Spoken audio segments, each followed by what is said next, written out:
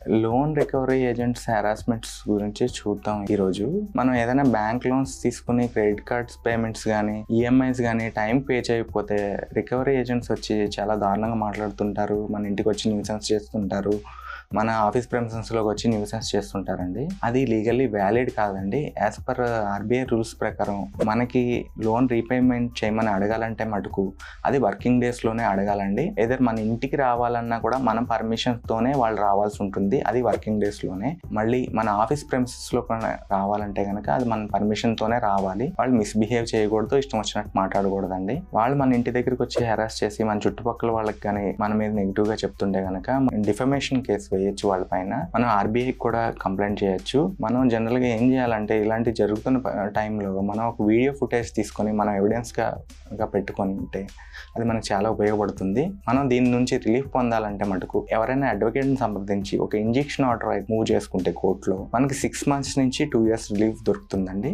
దీనిపైన మరిన్ని వివరాలు కావాలంటే కామెంట్ చేయండి.